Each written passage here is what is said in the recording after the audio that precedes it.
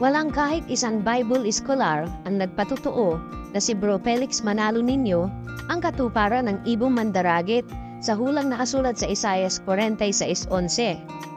Yan po ang pinakawalang kwentang tuligsa at kantsaw ng mga CFDs, Jehovah's Witnesses at MCGI, storytellers tungkol sa temang ito. For the sake of argument, opo, wala nga. Bakit po? Bible scholar ba ang nagpapatotoo kung kaninong sugo natupad ang mga hula sa aklat ng Propeta Isaias? Nung hulaan ba si Kristo sa Isaias 61 talatang 1, Bible scholar ba ang nagpatotoo na si Kristo ang katuparan ng hula? Hindi ba't si Kristo mismo ang nagpatunay na siya ang katuparan ng hula? Mababasa sa Lucas 4:16-19. Ang hula ni Isaias kay Kristo, Isaiah 61 talatang 1, ang Espiritu ng Panginoong Yahweh ay sumasa akin, sapagkat ako'y kanyang hiniran.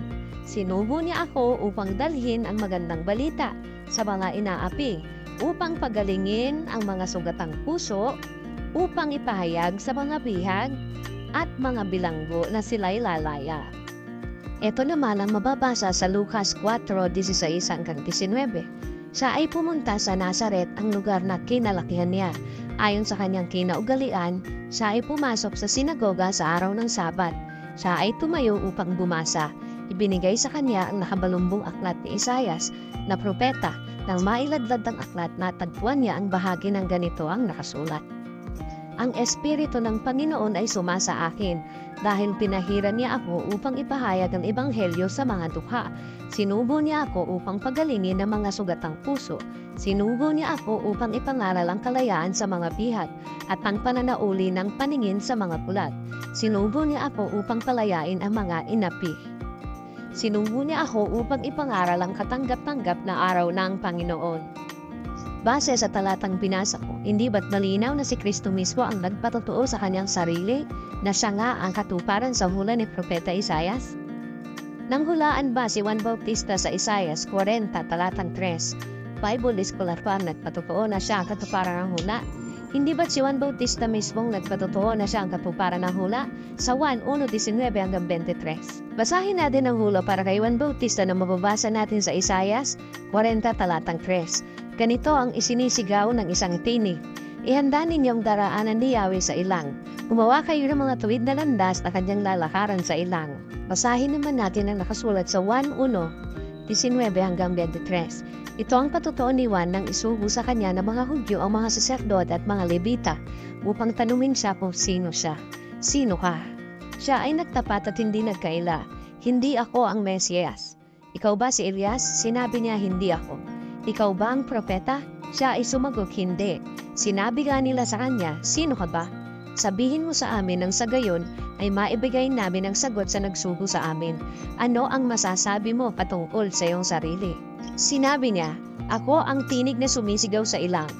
Tuwirin ninyo ang daan ng Panginoon, tulad ng sinabi ni Isaias na propeta. Ayon sa talatang binasa, hindi ba't malinaw na si Juan Bautista mismo ang nagpatotoo sa kanyang sarili?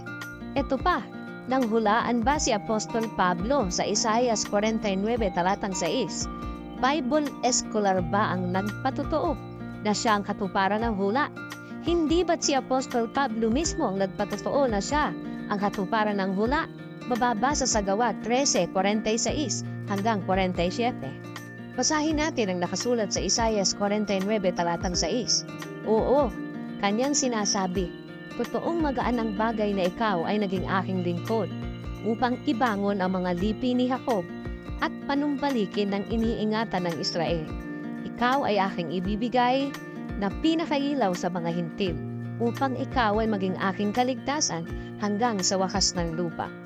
Basahin naman natin ang patotoo ni Apostol Pablo sa Gawa 13:46-47. Ngunit buong tapang na sinabi nila Pablo at Bernabe, sa inyo muna sana dapat ipahayag ang salita ng Diyos.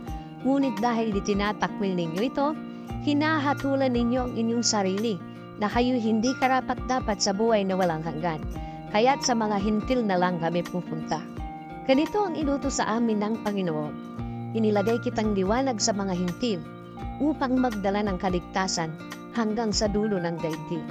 Base sa mga talatang binasa natin, si Apostol Pablo rin ang nagpatotoo sa kanyang sarili na siya ang katuparan ng hula ni Propeta Isaias.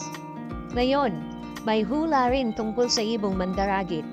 Base sa mga nabanggit sa unahan, sino dapat ang magpatotoo kung kanino natupad ang hula ukol sa ibong mandaragit?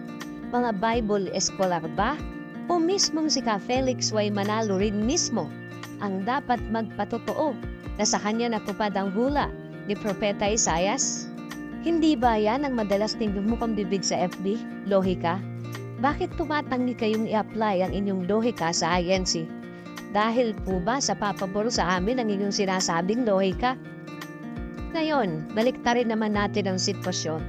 Sa mga leader ninyong mga ngaral, tulad ng Papa sa Roma, kay Ginoong Russell at Rutherford, kay Mrs. Ellen G. White, kay Mr. Elesio Soriano at iba pa, meron ba silang hula na nakasulat sa Old Testament?